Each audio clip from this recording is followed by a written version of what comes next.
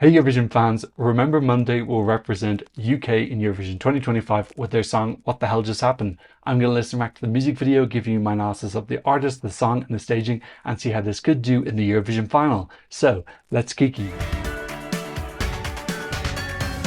Hi, my name is Tom. I'm an Irish Eurovision analyst and you can find all of this stuff on my Eurovision channel. So before we get into the song, let's give a little bit of a background on the UK. They're internally selecting again this year, which I think is the right strategy for them.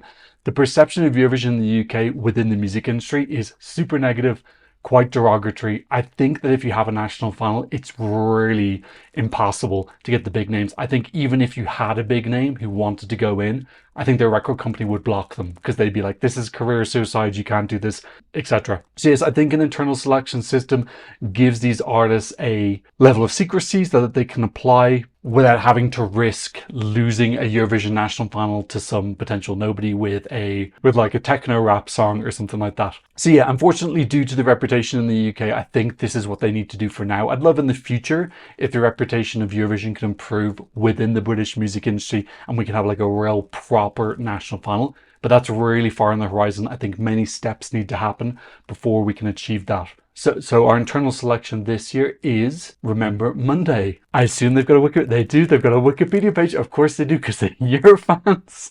Straight onto Wikipedia. The UK-based country pop girl group from Surrey, which is in the southeast of England, made up of Lauren Byrne.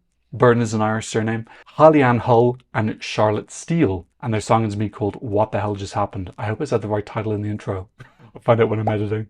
The name for the band comes from how their music classes were always on Mondays. That's super cute, actually. And they were on The Voice UK 2019, coached by Jennifer Hudson. I think they reached the knockout rounds or something. They didn't reach the final. They didn't win or anything like that. I'm going to tell you where I'm at with the UK right now. I want a Germany result from last year. Last year, Germany came 12th, top 10 with the jury. Okay, pretty respectable with the televote, not zero, but not amazing, and ended up coming 12th overall. Sam Ryder had an amazing result in 2022, coming second, winning the jury, top 5 in the televote. So that dispelled a lot of this myth that the UK can never do well in Eurovision, which a lot of the British public have. We get a slight reprieve from that. Mae Muller came back in 2023, second last, didn't really help. Ollie last year, 0 points for the televote, came 18th overall. So what I think the UK really needs right now is just a decent, solid mid-table result. Like 12th would be perfect. Germany kept it warm from last year. UK take that 12th place. That's all I want. I just want to get something decent to follow up from Sam, because I think what'll happen is if the UK keeps getting bad results, this everybody hates us narrative will return because of Brexit and all. Some of this stuff is really wacky and people will start to say that Sam Ryder was a fluke.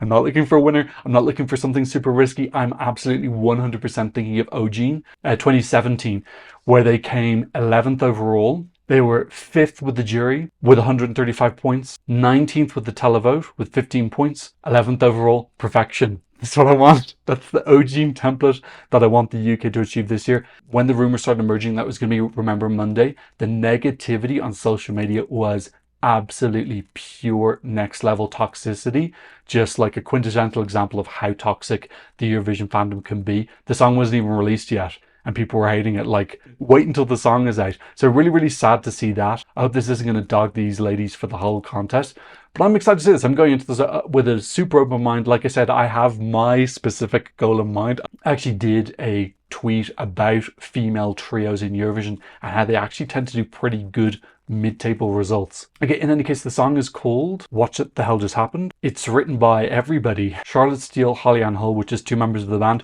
Julie Aagaard, who I believe is Danish, Kes Kamara, Lauren Byrne, who's also in the band, I'm not sure her name is lower, Sam Brennan, Thomas Stengard, I think he's also Danish, isn't he? Yeah, he is, he's Danish as well, and Tom Hollings. 8 songwriters. Hopefully you're going to get a pretty decent song when you so many people. I'm going to react to the music video. I'll show as much of the original audio and visuals as I'm allowed, which for the UK is very small amount. They're super strict with their copyright. If I need to make changes, I'll put the original up onto my Patreon.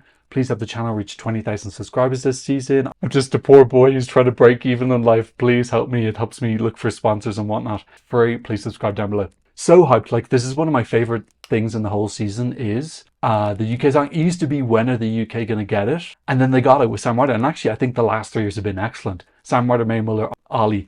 I think that's been a fabulous threesome and brilliant representative. Three extremely lovely people. Okay, remember Monday, what the hell just happened? Wanna know my secret bank? Ah, exciting. Oh, okay, it's gonna be a fun music video. There's cards on the ground. They are all hungover. Very fun opening two lines. Oh, she got a toilet tattoo, yes. So there's gonna be a little bit of humor, bit of British humor. Oh, this is fun already. I like these lyrics. Oh, it's kind of Broadway-ish. It's kind of weird. It's a little bit unusual. It's kind of fun. It's unusual, of course. Oh, I'm getting a little bit of Katy Perry. And this is fun now. I think this could be like a moment on stage. It feels genre different from everyone else.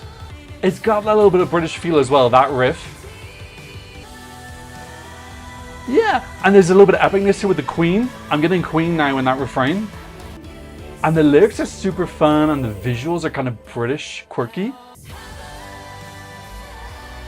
Yeah, that rock. I think they need to get that guitar on stage because that's like very British. Yeah, it's super different.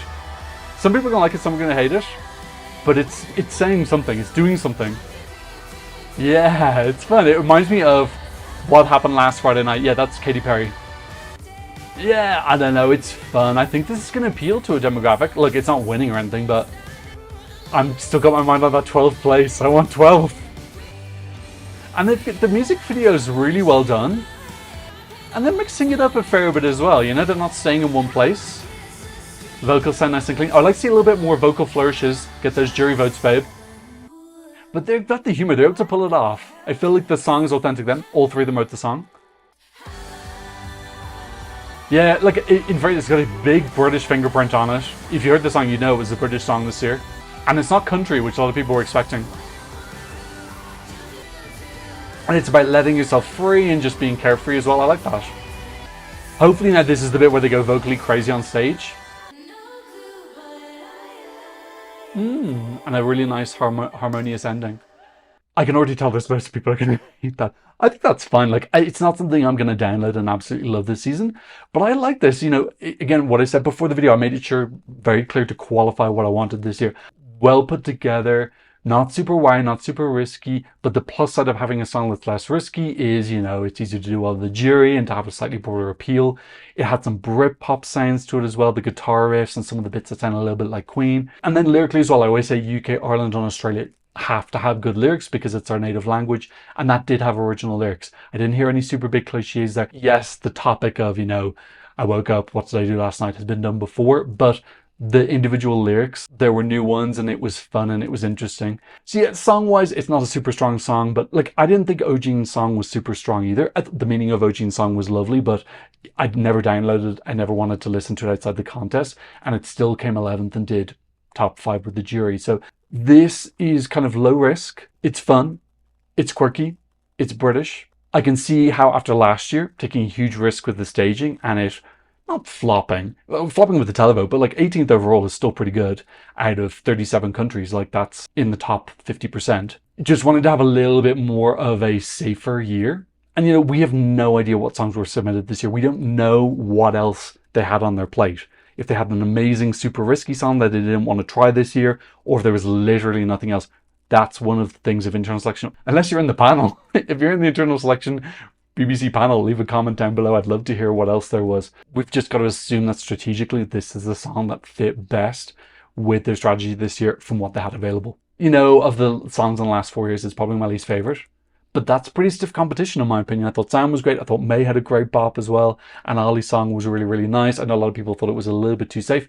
I actually really, really liked that song. It was one of my most played last year. Let's talk about staging. You know, last year, Dizzy, the music video was incredible. This year, it's not as wow, but it did look editorial. It looked expensive. I felt like there were Alice in Wonderland nods within it. Like teapots and the dresses wearing the pastels. I don't know if that was just me. I'll go for a second look now in a sec. But there was fun and humor here. It felt British.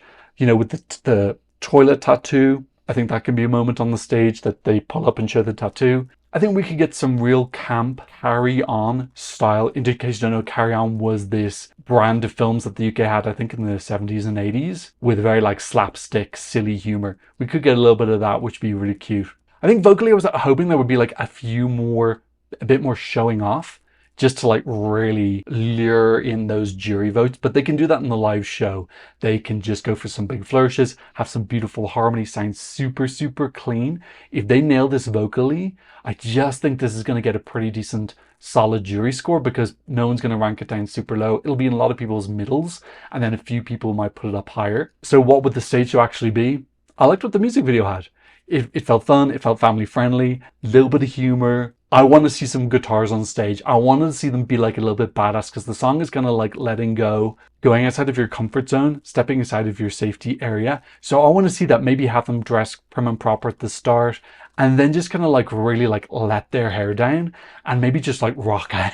One thing about the song is it does feel like a vibe that's so different from everyone else. Like I don't think there's anything in the contest this year that sounds remotely close. No country at all, which I was surprised about, because they are known for being a country band. So just sit in your own place. I think go kind of like mostly safe for the staging, a little bit of risk with the like hair down moments at the end. But I think that the British delegation are going to be pretty risk adverse after what happened last year with the televote getting 0 points. The staging last year I thought was amazing. I thought it was absolutely utterly stunning, but I can see how it was off-putting for a family show. It was quite sexualized.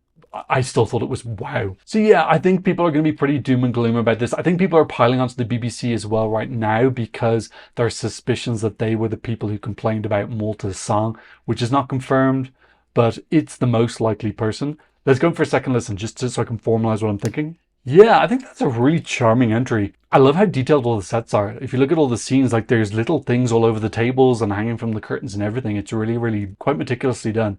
There's lots of moments in the song. It feels like something is changing and happening every once in a while. I think that lends itself to staging. They need to be doing something cute in the staging. I actually hope the staging is quite busy. I hope a lot of stuff is happening, and it feels like quite theatrical and comedic as well. It just sounds so different from everyone else. I hope it also looks different from everybody else. And if it doesn't work, that's fine. But I think that if you have your own niche, you're going to kind of get like 100% of that niche. And there's no one else who's doing this right now. We've got lots of songs that are doing like fun and humor right now, but this feels like way more innocent, a little bit more twee, a little bit Bridget Jones. This feels like Bridget Jones, the song. I think if they just lean into that, like Bridget Jones was a pretty popular movie, just lean into that kind of like British sentimentality, and this could really pop. I think the staging is going to kind of make or break this. And now obviously the UK don't need to qualify because they make it directly into the final, but let's talk about how this could do in the final. Jury wise, I think this is going to do pretty solidly, especially if they nail the vocals. If they make the staging a bit too busy, the vocals are going to suffer a little bit. So they want to find a balance between having them go around and doing stuff, but also keeping it clean. Easy way to do that is the person who's singing is standing still, and then the other two are kind of being crazy wacky. And then when we have the moments where they're all harmonizing together, just have that be like a real picturesque editorial photo moment. A little bit of fashion. Maybe have 3 dancers as well who can be doing, give us a little bit of glamour, give us a little bit of posing. Televote wise, it's not giving big televote score for the song alone. So I think if they want to get a decent televote score, they just got to bring the humor, bring lots of fun and excitement, lots of camp, some reveals, some moments, like I said, with the hair down or something popping or some big costume change. Let bring in some fun, imaginative thing. Like last year was so imaginative. I still have faith that the UK can bring a really solid package. I think the televote score is going to be lower than the jury. I think that's pretty obvious. I think it's going to be OG 2.0, hopefully. You know, maybe 20 points for the televote, 100 for the jury, come 11 to 12. This is my dream. I think that this can achieve it. Whether it does that or whether it completely flops is going to depend on how charming they can make the staging. Can they pull it off? Can they make something that's dynamic and fun and feels different from everybody else? I think that this could do okay. But yeah, song-wise, it's not like this is the best song in the contest, so it's just going to do well. Let's have a quick look at everyone else who's in right now. Is there anyone else who's doing what they're doing? There is nobody remotely like them in semi-final number 1. There's a teeny bit of overlap with Australia, but that's because Australia and UK have really similar humor anyway. I do not think it's a clash whatsoever. Also, solo male versus female trio. There's no, but like Erica Viekman's way more sexual. It's a totally different vibe. Musically sounds very different. Laura Thorne has a little bit more serious. This is more lighthearted. Mariana Conte actually has a little bit of the same badass vibe. So We don't know that it was them, but it does make the BBC complaining about it maybe just like a little bit more suspicious. It's not. I'm not going to put my tinfoil hat on. Like, there's nobody else like this in the song. So they have a real opportunity now to take control of their niche, grab it by the neck, be the nichiest in their niche that they can, really just all in on that vibe, which is different from everybody else. If it works, it works. If it doesn't, it doesn't. But that's just clearly the best strategy with the song that they've got. Don't go electro velvet. Don't give us some goofy staging like that. Make it fun, self-deprecating, expensive though. Make it expensive. Expensiveness offsets the goofy. Expensive and goofy together, it looks like a Bridget Jones movie. If you have goofy and inexpensive, it starts looking like Chameleon from Michaela. But like, I'm really, really rooting for the three ladies from the UK. I would love the UK to just get mid-table. I'll take anything between 11th and 16th. I think 17th is pushing it. 17th is much better than 18th. I would like a televote score that is at least double digits. 20 points, please. I don't know, who knows, this might pop off. I'm not expecting this to pop off. I just think there's so many songs that have much more instant televote appeal and musicality appeal as well to the televote. You think of someone like Leonore from Denmark, I feel like the type of person who voted for that is the type of person who'll like this. Another thing for the UK is trying to get the song into the top 10. Many British public complain about Europe not liking their songs, but they've only had 2 that reached the top 10 in the UK single charts in recent years. That was Sam, who came 2nd, and Mae Muller, who I think, did she come 10th with I Wrote a Song? She was 9th. You can't complain about your song doing bad if you don't like it yourself. So let's see how this does in the British charts. If it doesn't do well in the British charts, there's no room to complain really. Does this move the UK in the right direction? Not obviously, but if it ends up coming 11th or 12th, as Tom wants, that could be good.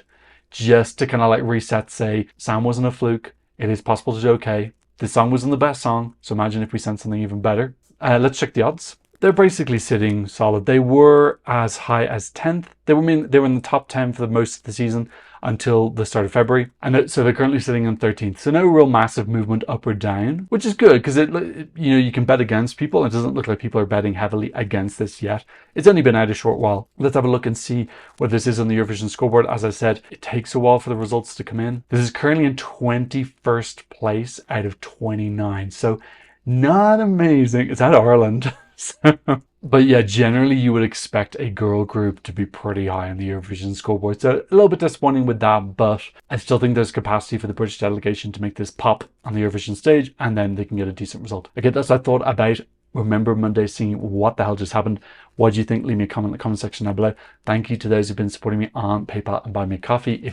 If you want to buy me an espresso macchiato, I'll leave the QR code for you here and a link in the description down below. And of course, thank you to all my patrons for patronizing me from all around the world. On my Patreon, you get the original audio and visuals, some early releases. You can be in the credits. You can support the channel. Go check it out if you're a fan. But of course, thank you so much just for being here, and I hope to see you on another Eurovision analysis video very, very, very soon. Goodbye.